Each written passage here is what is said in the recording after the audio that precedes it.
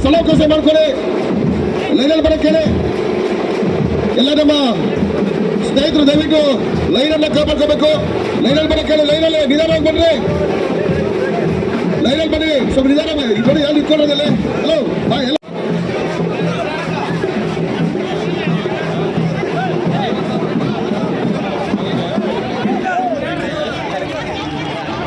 ದಯವಿಟ್ಟು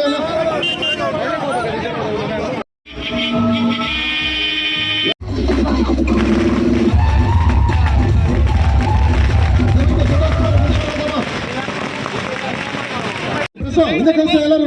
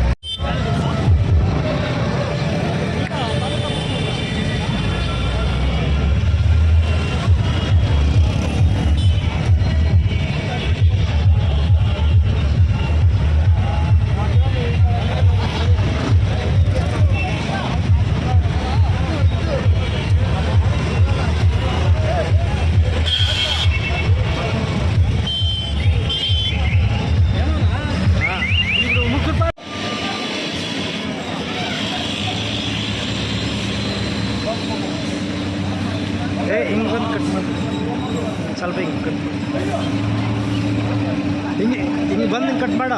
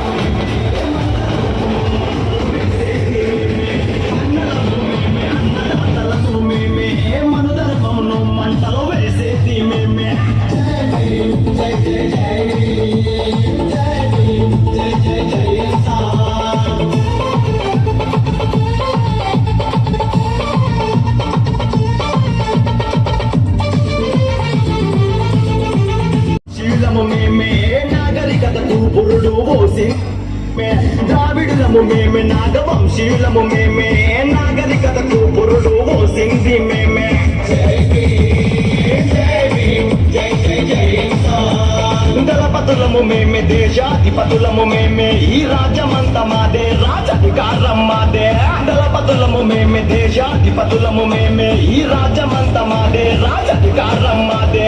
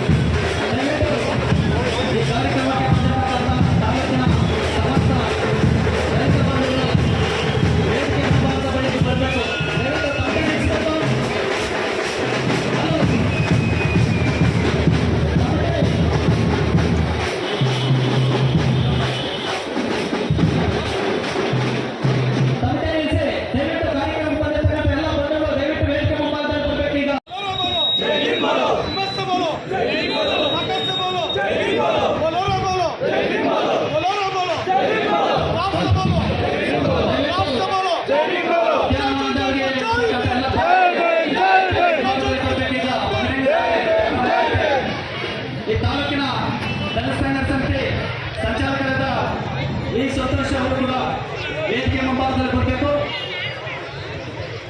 ಎಲ್ಲರಿಗೂ ಊಟದ ವ್ಯವಸ್ಥೆ ಇದೆ. ದಯವಿಟ್ಟು ಒಂದು ಅರ್ಧ ಗಂಟೆಗಳಿಗೆ ಕಾರ್ಯಕ್ರಮ ಮುಗಿಯುತ್ತೆ.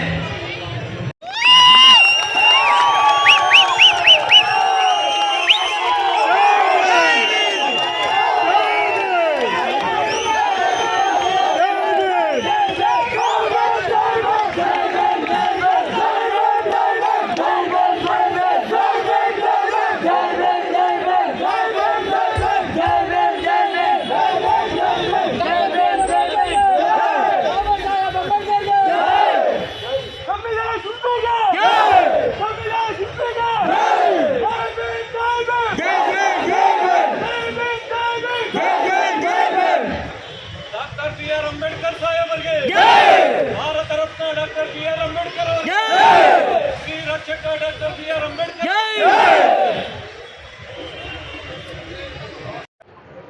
205ನೇ ಭೀಮ ಕೊರೆಂಗ ವಿಜಯೋತ್ಸವದ ಅಂಗವಾಗಿ ನಾವು ಪ್ರತಿ ವರ್ಷ ಇದು ಈ ಇತಿಹಾಸನ ಮರೆಮಾಚಂತ ಮನುವಾದಿಗಳು ಮರೆಮಾಚಿದ್ರು ಅಂತ ಇತಿಹಾಸವನ್ನ ನಾವು ನೈಜ ಇತಿಹಾಸವನ್ನ ಈ ಬಹುಸಂಖ್ಯಾತರಿಗೆ ನಾವು ತಿಳಿಸಿಕೊಟ್ಟ ನಿಟ್ಟಿನಲ್ಲಿ ನಮ್ಮ ದಲಿತ ಸಂಘರ್ಷ ಸಮಿತಿಯ ಎಲ್ಲ ಪದಾಧಿಕಾರಿಗಳು, ಎಲ್ಲ ಕಾರ್ಯಕರ್ತರು, ಎಲ್ಲ ಸದಸ್ಯರು ಮತ್ತು ವಿಶೇಷವಾಗಿ ಈ ಕಾರ್ಯಕ್ರಮಕ್ಕೆ ನಮ್ಮ ಹೆಣ್ಣು ಮಕ್ಕಳು ಪ್ರತಿ ಹಳ್ಳಿಯಿಂದಲೂ ಪ್ರತಿಯೊಬ್ಬರು ಸಮಾನ ಮನಸ್ಸರು ಎಲ್ಲ ಬಂದು ಸಹಕಾರ ಕೊಟ್ಟಿದ್ದಾರೆ.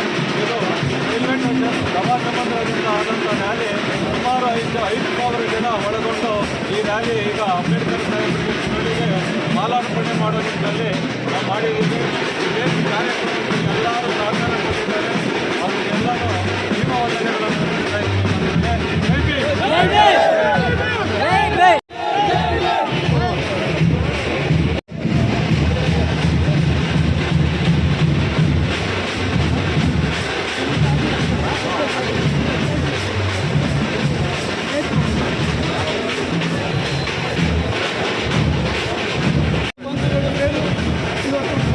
ಅಂಬೇಡ್ಕರ್ ಅವರ ಮಾಲಾರ್ಪಣೆಯನ್ನು ಮಾಡಿ ಇವತ್ತು ಜೈ ಭೀಮ್ ಅವರ ಒಂದು ಕಾರ್ಯಕ್ರಮವನ್ನು ಹಮ್ಮಿಕೊಂಡು ಪ್ರತಿ ವರ್ಷದಂತೆ ಈ ವರ್ಷ ಕೂಡ ಎಲ್ಲ ಒಂದು ಜನಾಂಗವನ್ನು ಸೇರಿ ಅದರಲ್ಲಿ ನಮ್ಮ ಎಲ್ಲ ಒಂದು ಎಲ್ಲರೂ ಭಾಗವಹಿಸಿ ಎಲ್ಲರೂ ಇವತ್ತು ಅಂಬೇಡ್ಕರ್ ಅವರ ವಿಚಾರಗಳು, ಅವರ ನಡೆದು ಬಂದಂಥ ದಾರಿ, ಅವರ ವಿಚಾರಗಳನ್ನು ಯಾರು ಅವೆಲ್ಲ ಮುಚ್ಚಿಟ್ಟಿದ್ರು ಅವೆಲ್ಲ ಜನಕ್ಕೆ ತೋರಿಸುವಂಥದ್ದಾಗಿರ್ಬೋದು.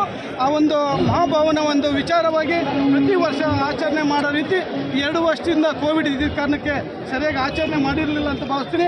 ಈ ವರ್ಷ ಇಡೀ ತಾಲೂಕಲ್ಲಿ ಅದ್ದೂರಿಯಾಗಿ ಈ ಒಂದು ಮೆರವಣಿಗೆ ಕಾರ್ಯಕ್ರಮವನ್ನು ಹಮ್ಮಿಕೊಂಡು ಆ ಒಂದು ಭಗವಂತ ಒಂದು ಅಂಬೇಡ್ಕರ್ ಅವರ ಒಂದು ಹೆಸರಿಗೆ ಮಾಲಾರ್ಪಣೆ ಮಾಡಿ ಅವರಿಗೆ ವಿಶೇಷವಾಗಿ ಕೆಲಸ ಮಾಡಿದ್ದಾರೆ. ಅವರಿಗೆಲ್ಲರಿಗೂ ಶುಭವಾಗಲಿ. ನಾನು ಸಹ ನಿಮ್ಮ ಒಂದು ಕಾರ್ಯಕ್ರಮಗಳಿಗೆ ಪ್ರತಿಯೊಂದು ಯಾವುದೇ ಒಂದು ಕಾರ್ಯಕ್ರಮಗಳಿಗೆ ನಾನು ಇರ್ತೀನಿ. ನಾವು ಒಬ್ಬ ಸಮಾನ ಒಂದು ಮನಸ್ಸು ಇರುವಂಥ ವ್ಯಕ್ತಿ, ಹಾಗಾಗಿ ನಾವು ಸದಾ ಇರ್ತೀವಿ ಅಂತ ಹೇಳ್ಬಿಟ್ಟು ಈ ಮುಖಾಂತರ ಹೇಳೋದಕ್ಕೆ ನಾನು ಜೈ ಭೀಮ್, ಜೈ ಭೀಮ್, ಜೈ ಭೀಮ್, ಜೈ ಭೀಮ್, ಜೈ ಭೀಮ್.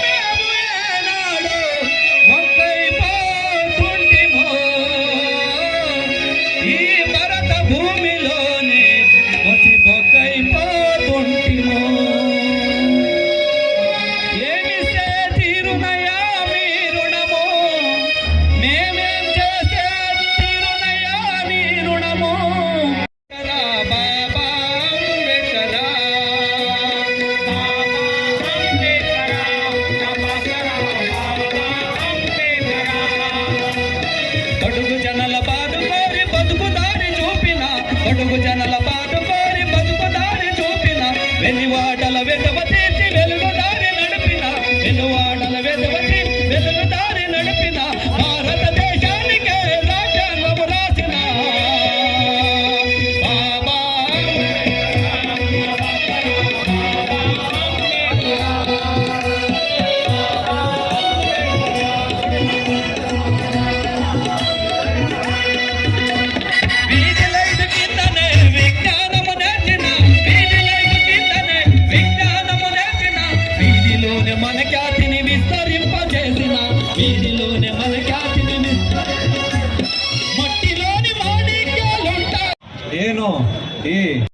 ಕಾರ್ಡ್ನಲ್ಲಾಗ್ಬೋದು ವಿಭಿನ್ನ ಕಾರ್ಯಕ್ರಮ ಜನಗಳನ್ನು ಮನಸೆಳೆಯುವ ನಿಜವಾದ ಇತಿಹಾಸವನ್ನು ತಿಳಿಸ್ಕೊಡುವ ಒಂದು ನಿಟ್ಟಿನಲ್ಲಿ ಹೊಸ ಪ್ರಯತ್ನಕ್ಕೆ ಕೈ ಹಾಕಿ ಚಳುವಳಿನೂ ಕಟ್ಟಬೇಕು, ನಮ್ಮ ಸಮಾಜಕ್ಕೆ ಉತ್ತಮ ಸಂದೇಶ ಕೊಡಬೇಕು.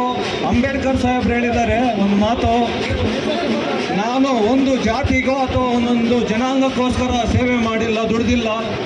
ನನ್ನ ಜೀವನವನ್ನು ಪ್ರತಿಯೊಬ್ಬ ಜನರಿಗೂ ಅರ್ಪಣೆ ಮಾಡಿದ್ದೀನಿ. ನಾನು ಸಂವಿಧಾನದಲ್ಲಿ ತೋರಿಸ್ಕೊಟ್ಟಿದ್ದೀನಿ. ಸಂಶಯವಿದ್ದರೆ ಸಂವಿಧಾನವನ್ನು ಓದ್ಕೊಳ್ಳಿ ಅಂತ ಹೇಳಿದ್ದಾರೆ. ಅವರು ಯಾವತ್ತು ಯಾರು ಮಾರಾಟ ಆಗಿಲ್ಲ. ಬಾಬಾ ಸಾಹೇಬರು ಇವತ್ತು ದೇಶದ ಮೂಲೆ ಮೂಲೆಗಳಿಂದ ವಿಜೃಂಭಣೆ ಮಾಡ್ತಾ ಇದ್ದಾರೆ. ಈ ಭೀಮಾ ತೀರ ಪಕ್ಕದಲ್ಲಿರುವಂತ ಒಂದು ಗ್ರಾಮದಲ್ಲಿ ಲಕ್ಷಾಂತರ, ಒಂದು ಸುಮಾರು ಕೋಟ್ಯಾಂತರ ಜನ ಸೇರೋ ಒಂದು ನಿರೀಕ್ಷೆ ಇದೆ. ಆದರೆ ಈ ಮನುವಾದಿಗಳು ಯಾರು ನಿಜವಾದ ಇತಿಹಾಸವನ್ನು ತೋರಿಸ್ಕೊಡ್ತಾ ಇಲ್ಲ.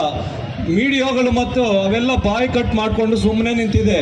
ಅದರಿಂದ ನಾವೆಲ್ಲ ಯುವಕರು, ಸಮಾನ ಮನಸ್ಕರು ಇವತ್ತು ದಲಿತ ಸಂಘರ್ಷ ಸಮಿತಿ ಕಟ್ಕೊಂಡು ಪ್ರತಿ ಹಳ್ಳಿನಲ್ಲೂ ಇವತ್ತು ವಿಜೃಂಭಣೆ ಮಾಡ್ತಾ ಇದ್ದಾರೆ. ನಿಜವಾದ ಸ್ವಾಭಿಮಾನದ ಯುದ್ಧ ನಡೆದಿದೆ. ಇವತ್ತು ದಲಿತರಿಗೆ ಸ್ವಾತಂತ್ರ್ಯ ಸಿಕ್ಕಿದೆ, ಶಿಕ್ಷಣ ಸಿಕ್ಕಿದೆ, ಭ್ರಾತೃತ್ವ ಇದೆ. ಬಾಬಾ ಸಾಹೇಬರು ಸಂವಿಧಾನ ಬರೆಯೋದಕ್ಕೆ ಮುಖ್ಯ ಕಾರಣನೇ ಈ ಯುದ್ಧ.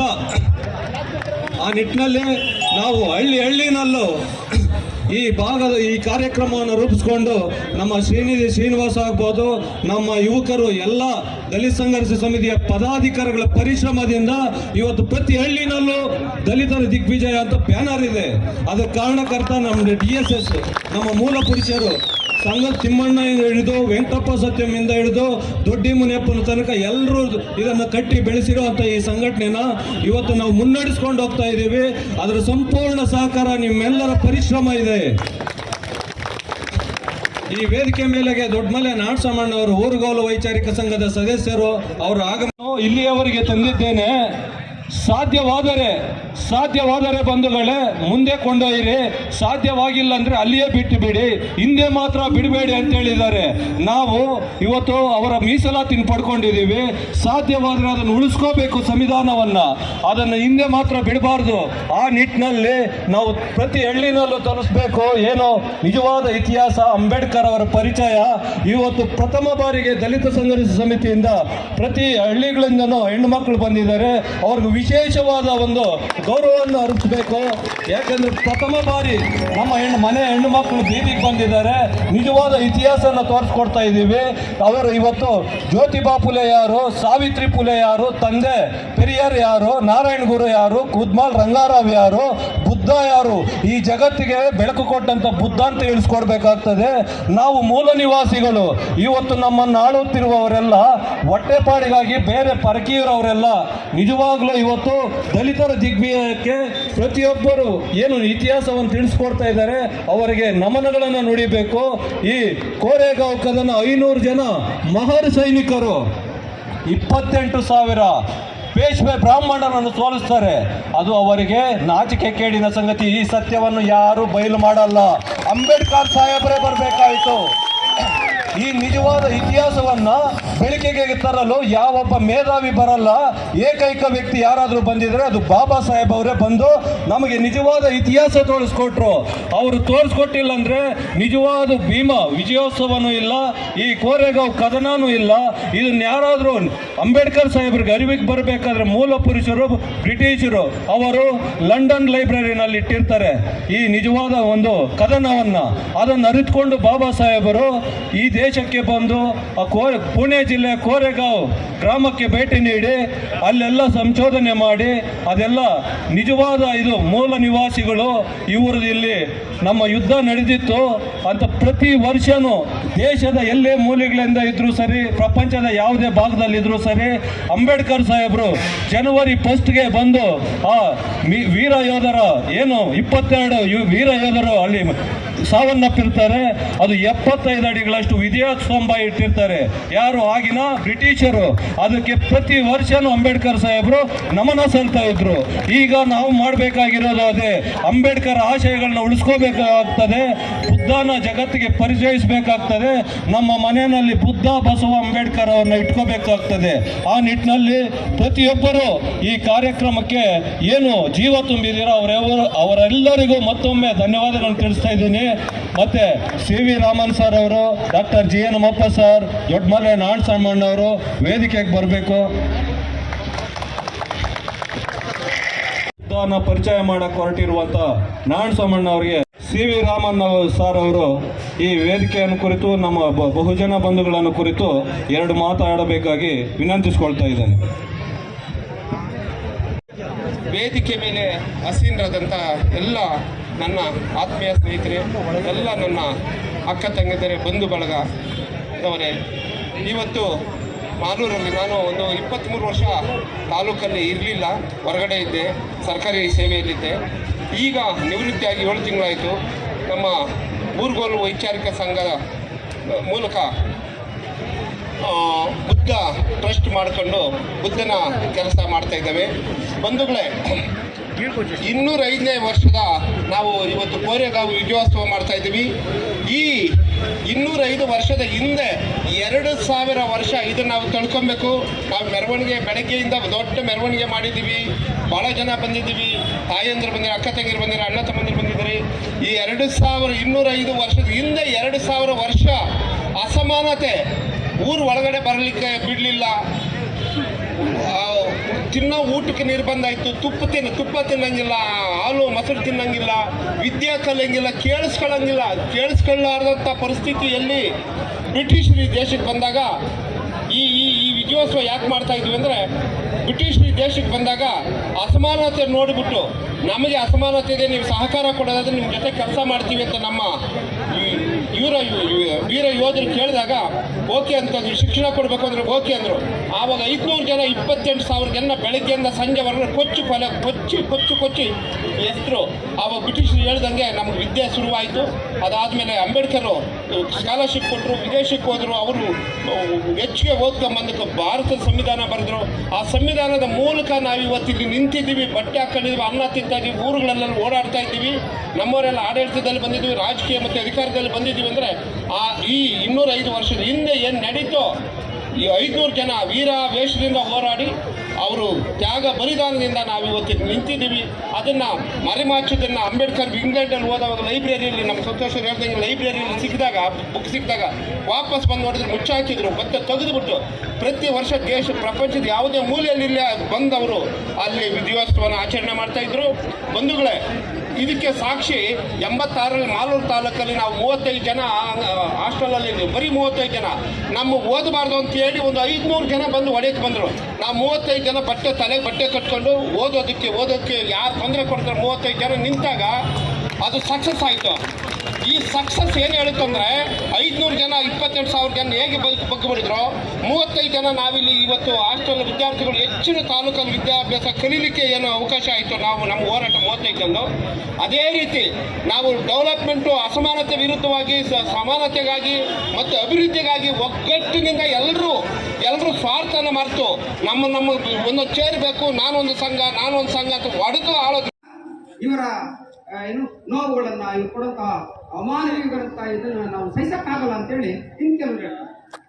ಈ ದ್ವಂದ್ವದಲ್ಲಿದ್ದಾಗ ಆ ರೆಜಿಮೆಂಟಿನ ಕಮಾಂಡರ್ ಸಿದ್ದನಾಕ ಒಂದ್ಸಾರಿ ಪೇಶ್ವೆ ಬಾಜಿರಾವನ್ ಜೊತೆ ಮಾತಾಡೋಣ ಅಂತೇಳಿ ಒಂದು ರಹಸ್ಯ ಸಭೆ. ಅದು ನಾಳೆ ನಾವು ಮುಂದಿನ ಜನಕ್ಕೆ ನಾವು ತಪ್ಪು ಸಂದೇಶವನ್ನು ಕೊಡಬಾರ್ದಲ್ಲ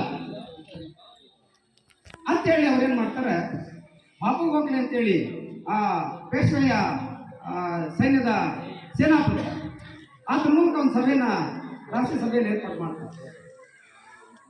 ಆಗ ಇವರ ಮಾತುಗಳನ್ನೆಲ್ಲ ಕೇಳಿದವು.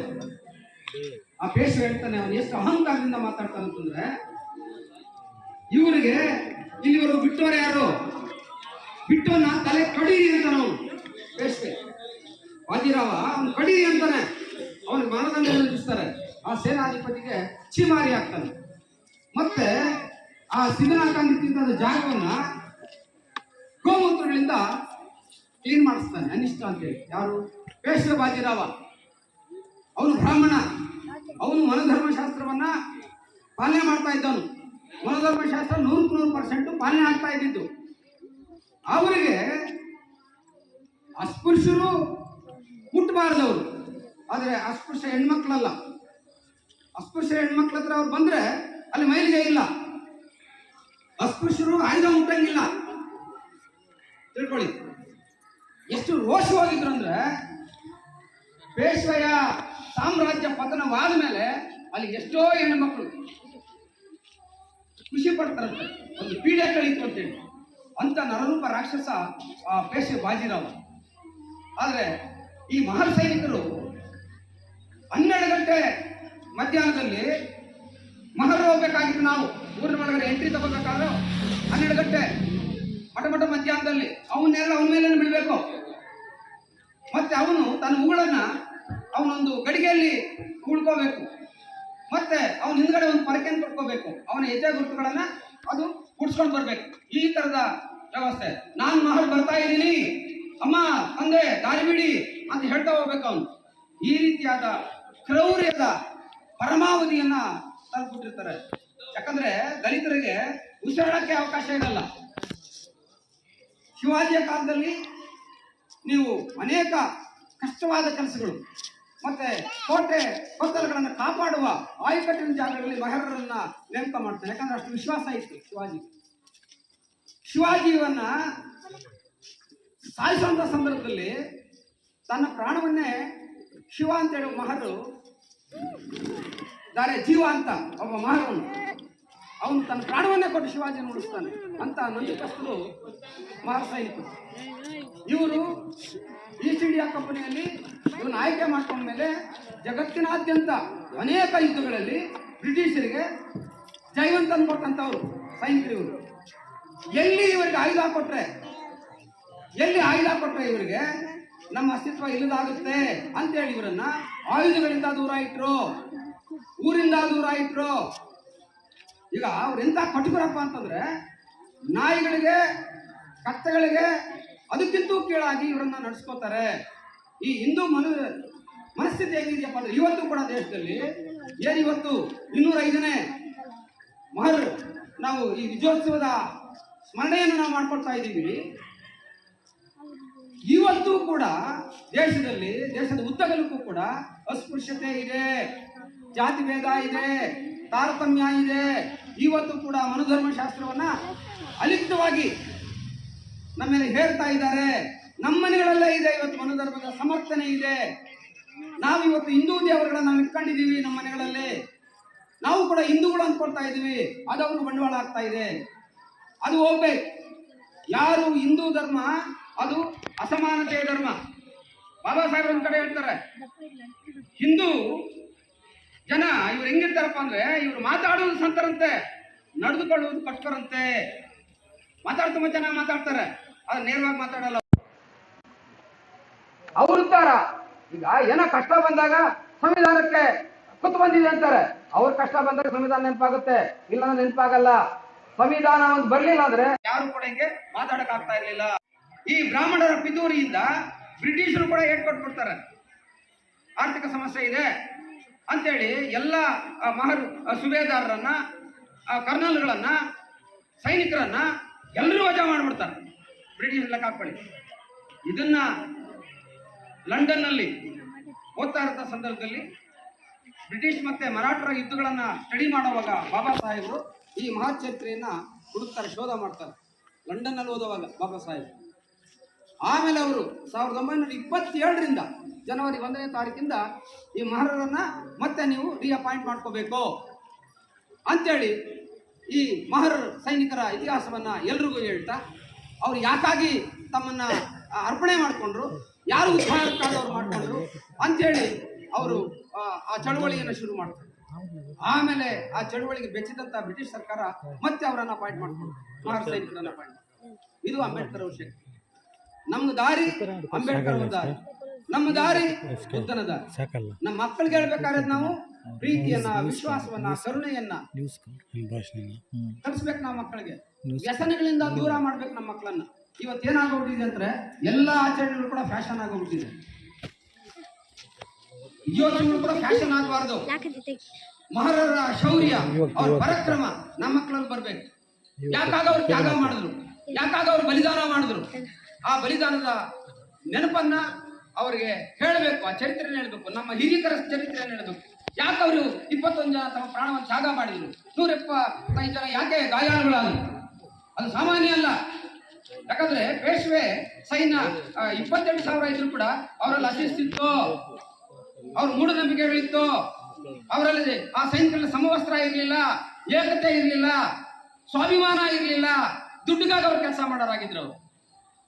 ಆದ್ರೆ ಮಹಾನ್ ಸೈನಿಕರಲ್ಲಿ ಒಂದು ಶಿಸ್ತಿತ್ತು, ಶತಾಯ ಗತಾಯ. ಇದು ಯುದ್ಧ ಬ್ರಿಟಿಷರ ಮತ್ತೆ ಪೇಶ್ವೆ ನಡುವೆ ಅಲ್ಲ, ಇದು ದಲಿತರ ಮತ್ತೆ ಪೇಶ್ವೆಯ, ಬ್ರಾಹ್ಮಣರ ಮತ್ತೆ ಅಸ್ಪೃಶ್ಯರ ಕದನ. ಇದು ಡೂ ಆರ್ ಡೈ, ಮಾಡು ಇಲ್ಲವೇ ಮಾಡಿ. ಇಡೀ ಜಗತ್ತಿಗೆ ಇವರ ದುರಂಕಾರವನ್ನ, ಇವರ ದೌರ್ಜನ್ಯವನ್ನ ನಾನು ಪರಿಚಯ ಮಾಡಿಸ್ಬೇಕಂತೇನೆ ಅವ್ರು ಡಿಸೈಡ್ ಮಾಡಿ ಅವರ ಘನಘೋರವಾಗಿರಂತ ಯುದ್ಧ ಮಾಡೋದು. ಸಾಮಾನ್ಯ ಅಲ್ಲ. 500 ಜನ 28,000 ಜನ ಸಾಯಿಸೋದು ಅಂದ್ರೆ ದಲಿತರು ಮನಸ್ಸು ಮಾಡಿದ್ರೆ ಏನಾದ್ರು ಕೂಡ ಸಾಧನೆ ಮಾಡ್ತಾರೆ ಅನ್ನೋದನ್ನ ನಮ್ಮ ಹಿರಿಯರು ತೋರಿಸೋಗಿದ್ದಾರೆ.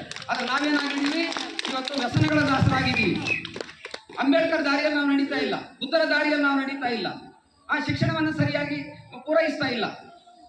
ವ್ಯಸನಗಳಿಂದ ನಾವು ಮುಕ್ತರಾಗಬೇಕು, ಅಂಬೇಡ್ಕರ್ ದಾರಿಯನ್ನು ನಾವು ಹಿಡಿಬೇಕು, ಬುದ್ಧರ ದಾರಿಯನ್ನು ನಾವು ನಡಿಬೇಕು, ಆಗ ನಾವು ಉದ್ಧಾರ. ಬುದ್ಧರೇನು ಹೇಳಿದ್ರು? ಆರಾಧನೆ ಮಾಡಬೇಡಿ, ವಿಗ್ರಹ ಆರಾಧನೆ ಮಾಡಬೇಡಿ ಎಂದು. ಬಾಬಾ ಸಾಹೇಬ್ ಏನ್ ಮಾಡಿದ್ರು? ವಿಗ್ರಹ ಆರಾಧನೆ ಮಾಡಬೇಡಿ ಎಂದು. ನಾವೇನ್ ಮಾಡ್ತಾ ಇದ್ದೀವಿ? ಇವತ್ತು ಅವರ ಆರಾಧನೆಗೆ ತೊಡಗಿದ್ದೀವಿ, ಅವರ ವಿಚಾರಗಳನ್ನ ತಿಲಾಂಜಲಿ ಬಿಡ್ತಾ ಇದ್ದೀವಿ. ನಾವು ವ್ಯಕ್ತಿ ಪೂಜೆಯನ್ನೆಲ್ಲ ಮಾಡಬೇಕಾಗಿರೋದು, ವ್ಯಕ್ತಿ ವಿಚಾರಗಳನ್ನ ನಾವು ಇಟ್ಕೋಬೇಕು, ನಮ್ಮ ಎದೆಯಲ್ಲಿ ಇಟ್ಕೋಬೇಕು, ಚಿರಕಾಲ ನಾವು ಇಟ್ಕೋಬೇಕು. ಅದು ನಮ್ಗೆ ದಾರಿದೀಪ ಆಗ್ಬೇಕು, ಅದು ನಮ್ಮನ್ನು ಬೆಳಗಬೇಕು. ಅದು ನಮ್ಗೆ ಬೆಳಗಲಿಲ್ಲ ಅಂದ್ರೆ ನಾವಿಂತ ಎಷ್ಟೇ ಉತ್ಸವಗಳನ್ನು ಮಾಡಿದ್ರು ಕೂಡ ಅದು ಇನ್ನೊಬ್ರು ತೋರ್ಸೋಕ್ಕಷ್ಟೇ. ಇವೆಲ್ಲ ನಮ್ಗೆ ಇನ್ನೊಬ್ರು ತೋರ್ಸೋ ಅಗತ್ಯ ಇಲ್ಲ. ನಾವು ಒಳಗಡೆ ಮಹಾರ್ ಸೈನಿಕರಾಗಬೇಕು, ಆ ಶೌರ್ಯ ನಮ್ಗೆ ಬರಬೇಕು, ಆ ಸ್ವಾಭಿಮಾನ ನಮ್ಗೆ ಬರಬೇಕು. ಏನ್ ಜಿದ್ದಿತ್ತು ಶತಮಾನಗಳ ನಮ್ಮವ್ರ ಶೋಷಣೆ ಇತ್ತು, ನಾಯಿಗಳಿಗಿಂತೂ ನರಿಯಾಗಿಗಿಂತೂ ಕೀಳಾಗಿ ಕಾಣ್ತಾ ಇದ್ರು. ಇವತ್ತು ನಾಯಿನ ನಾರಾಯಣ ಅಂತ ಕರೀತಾರೆ, ಕಾಗೆನ ಶನಿವಾಹನ ಅಂತ ಕರೀತಾರೆ. ಆದ್ರೆ ತನ್ನಂತೆ ನವಮಾಸಗಳು ತಾಯಿ ಗರ್ಭದಲ್ಲಿ ಹುಟ್ಟಿ ಬದುಕ್ತಾ ಇರುತ್ತ ಸಹ ಮಾನವನನ್ನ ಅವರು ಮನುಷ್ಯ ಅಂತ ನೋಡಲ್ಲ. ಅಂತಹ ದೇವರುಗಳು ನಾವು ಇವತ್ತು ಶಕ್ತಿ ಮಾಲೆ ಹಾಕೊಂಡು ಹೋಗ್ತಾರೆ, ಹನುಮಾನ ಮಾಲೆ ಹಾಕ್ತಾರೆ, ಇನ್ನು ದತ್ತಮಾಲೆ ಹಾಕ್ತಾರೆ. ಅದ್ರ ಅಗತ್ಯ ಅಯ್ಯಪ್ಪ ಸ್ವಾಮಿ ಮಾಲೆ ಹಾಕ್ತಾರೆ. ಅದ್ರ ಅಗತ್ಯ ಏನಿದೆ ನಮಗೆ? ಅದ್ರ ಅಗತ್ಯ ನಮಗಿಲ್ಲ. ನಾವು ಅಂಬೇಡ್ಕರ್ ಧ್ಯಾನ ಮಾಡೋಣ, ಬುದ್ಧರ ಧ್ಯಾನ ಮಾಡೋಣ, ನಾವು ಬುದ್ಧರ ವಿಚಾರ ತಿಳ್ಕೊಳ್ಳೋಣ, ಅದು ನಮ್ಮ ಮನೆ ಬೆಳಕುತ್ತೆ.